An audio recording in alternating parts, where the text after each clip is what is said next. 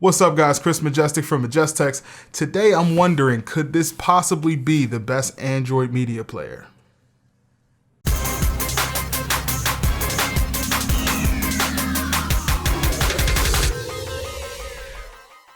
So the Nvidia Shield is a gaming console first and Android media player second.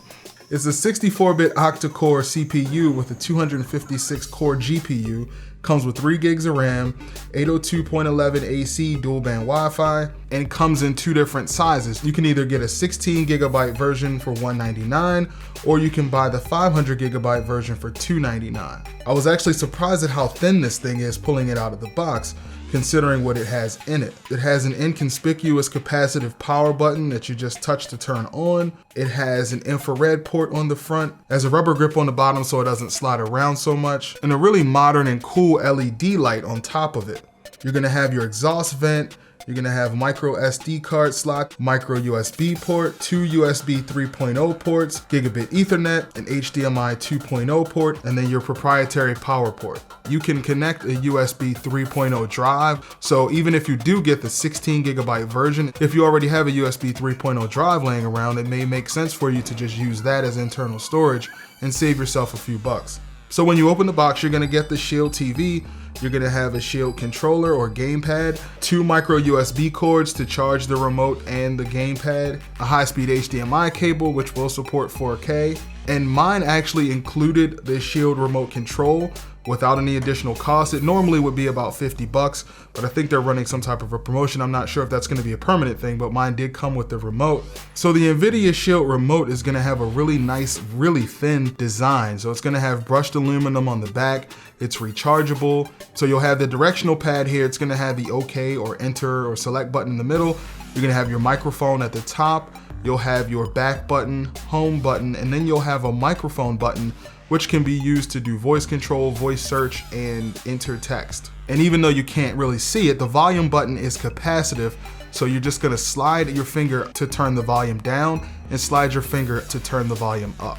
And one of the cool features, very similar to some of the newer Roku boxes, the remote does have a headphone jack, so you can plug in your own headphones, and you'll have your micro USB port for you to charge the remote as well. So the included gamepad is gonna feel something like a toss in between an original Xbox controller and an Xbox One controller. It is fairly comfortable, although not as comfortable as some of the newer consoles, but it works fairly well. So you're gonna have capacitive buttons on the front. That's gonna include your multi-function button, back button, start button, and home button. You're gonna have volume buttons on the bottom. The gamepad does have a headphone jack so you can connect your own headphones, and it has the micro USB port for you to charge it. So this is running Android TV, so the software looks fairly familiar to most Android set-top boxes. However, this one does support 4K, unlike some of the others. You're gonna have the search button.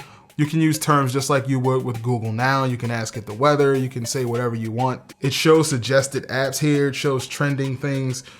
You may not find it very helpful, I know I didn't, but it is there, and it does show some things you may have watched previously as well. Then you'll have your Shield Hub and your game streaming from Nvidia, and some of these are gonna be subscription based. They do, however, have some free games, so you don't have to pay for all of them. Obviously, the pay ones are gonna be a little better.